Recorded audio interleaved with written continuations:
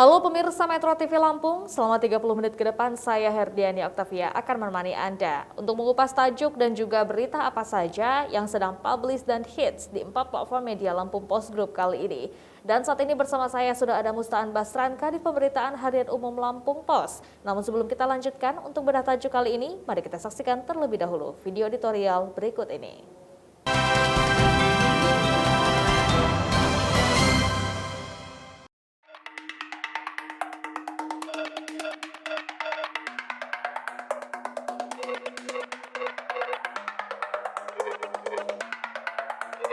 Dukung kecukupan gizi masyarakat. Lampung merupakan provinsi yang dianugerahi sumber daya pertanian cukup potensial, baik dalam produksi tanaman pangan maupun peternakan. Provinsi paling selatan Sumatera ini mampu menyumbang ketersediaan pangan nasional teratas, termasuk ketersediaan sumber protein hewani dari unggas dan daging, terutama sapi. Bahkan sapi penggemukan dari Lampung pun diekspor ke Australia dan negara lainnya.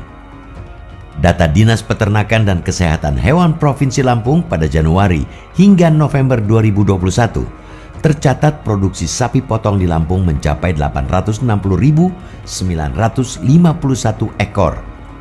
Daerah penghasil sapi potong paling banyak di 3 kabupaten yakni Lampung Tengah, Lampung Timur, dan Lampung Selatan. Data dari Perhimpunan Insan Perunggasan Rakyat atau PINSAR secara nasional pada 2020, populasi ayam nasional per minggu 65 juta sampai 72 juta ekor ayam. Sementara produksi ayam potong di Lampung menurut data Badan Pusat Statistik atau BPS Lampung pada 2020 mencapai 93.499,82 ton atau lebih rendah dari 2019 yang tercatat 99.773,39 ton. Penurunan produksi ini salah satunya terkait harga pakan ternak yang terus naik. Banyak peternak rakyat yang memilih untuk tidak berproduksi atau menutup usaha peternakan. Menjelang tutup tahun 2021, harga beragam produk pertanian itu melambung.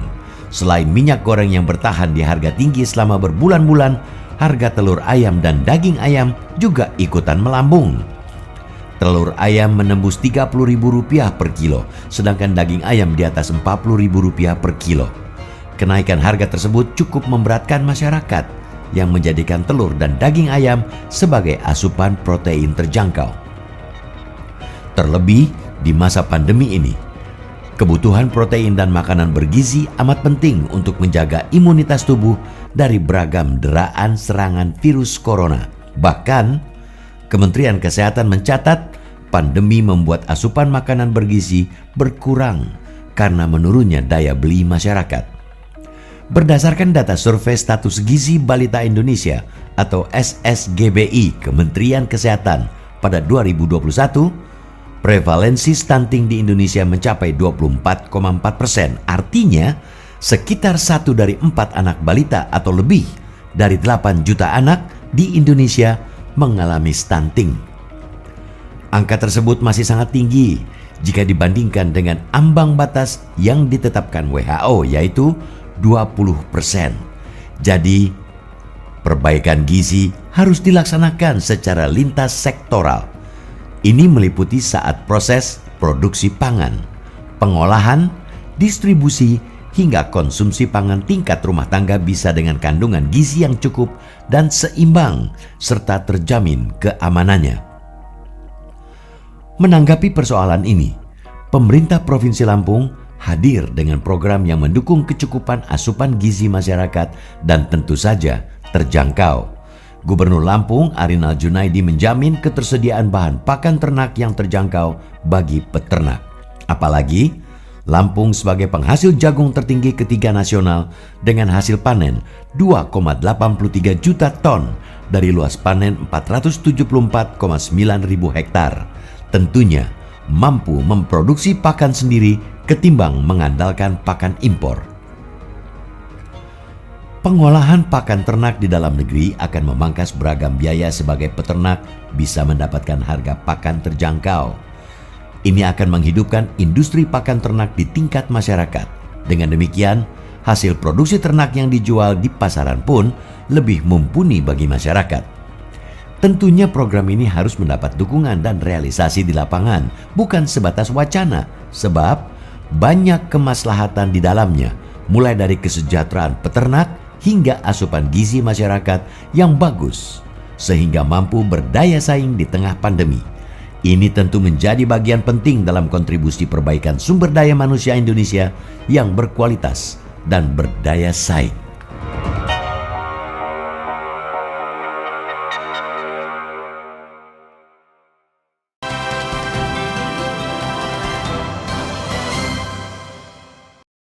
Oke, Bang Aan, apa yang menjadi sorotan dalam tajuk Lampung Pos kali ini? Nah, Lampung Pos kali ini tajuknya membahas tentang dukungan untuk kecukupan gizi masyarakat gitu.